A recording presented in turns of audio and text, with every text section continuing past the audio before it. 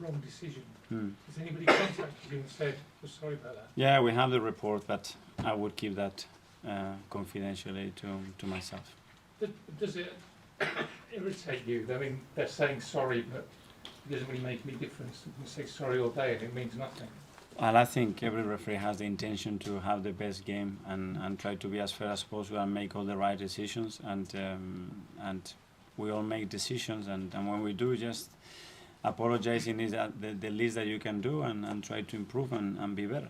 But they don't seem to improve. They seem to, when the referee he's got a game on Saturday, I think he's a fourth official, there doesn't seem to be any real comeback on them unless it's a really bad mistake.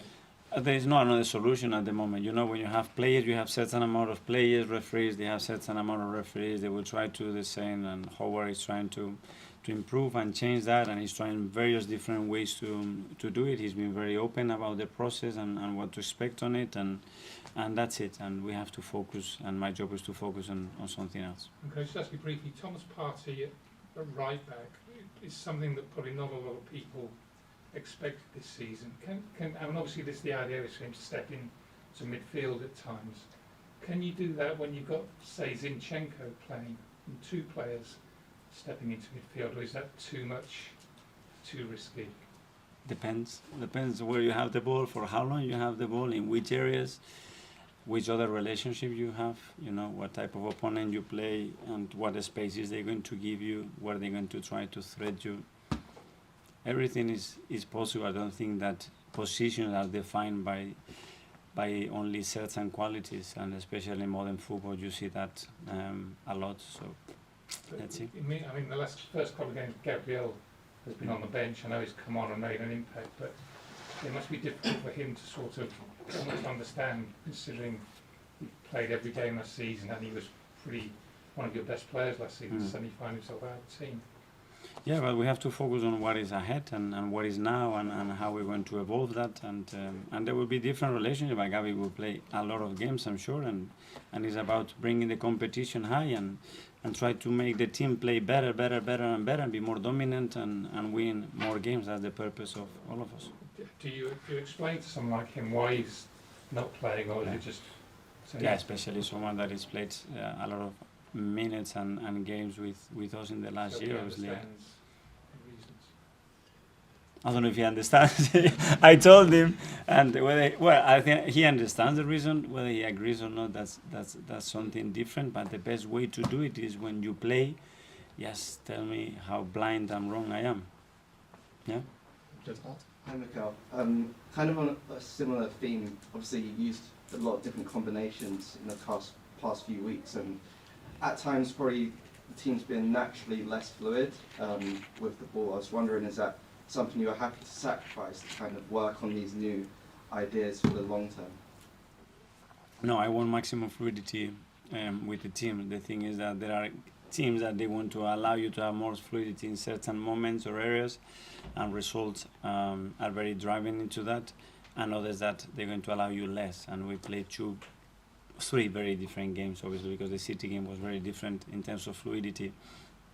And then we had moments in games against Forest and Palace that we had a lot of moments, and others that is very difficult when you attacking 10 men in those spaces. So fluidity is not probably the word that is going to come out like the best. Yeah, and with, I guess, the approach to the City game, would that be a game you look at and say, okay, maybe if we're looking at Champions League, we may approach things like that a bit more than, say, the way you approach Forest and Palace? Yes, for sure. Every game is going to have different demands, and is going to require different things from us, and that's why we have top players to try to accommodate them in the right roles and spaces in relation to the game that we play. And just on the injuries with Jesus and Zinchenko, are you comfortable now that you've got players who are of the quality where you're able to maybe play a different way and still be effective? In terms of their position, or? Not just position, but how you want to set up the team to play. Yeah, sure. Well, we have many more options, and we have many more options that they can, within the formation that we want to use, whether it's attacking or defending, that they can connect with each other in the units in the way that we want, much more than we had like the year before. Yeah. Okay, we'll go to the last couple now. Matt? Hi, Miguel. Hi. Just back briefly on the referees. I mean, the fact is, a bad decision, you lose a player for a game. Should referees be as accountable in the same way that that was a sort of a red card of a decision, so they should miss a game?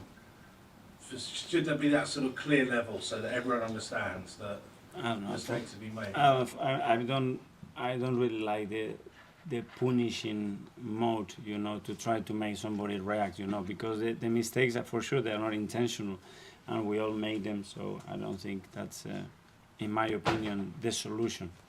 Okay. And there was a lot of emotion at the final whistle on Monday.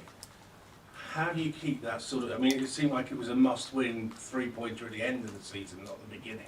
How do you keep that sort of intensity going for 38 games? We want to win every game, you know, and we have to fight every game to deserve to win. And we were over the line, you have to celebrate it, you know, and it's about the culture that we are building. That's the demands here in this league is to win every game. That's it, and you cannot be satisfied when you don't. And finally, as a high-profile Spaniard in this country, what's your take on the president's decision, the Spanish FA president's decision, to double down on his decision to kiss the? I already responded to that before. Yeah, sorry, Matt. We covered that, Matt. Sorry, from the first question from Sky. And finally, we'll go to Isan from the Daily Mail. With Tomiyasu's first yellow card against Palace, obviously to do with the throwing, does that make you reassess how you maybe time manage the latter stages of games going forward, possibly? Yeah, it's quite a lot of things that we have to manage, because what about if a winger picks up the ball because he wants to play fast and then he can't, but then you decide to play a long throw, so you need the opposite fullback to come across the pitch, get the towel and throw it. Can we do that, yes or no? And with obviously with David Raya on the bench against Palace, how did he react to obviously being on the bench, and with Aaron Ramsdale, how's he taken the new obviously competition? That's very good. He's just arrived, you know, and he's settling really, really well, and he's building a really strong relationship with Aaron, and I'm really happy with that. And did David have any concerns about being on the bench, or does he accept that that's how it starts? Good. Thank you, everyone. We'll see you soon. Yeah, Take care. thank you. Cheers.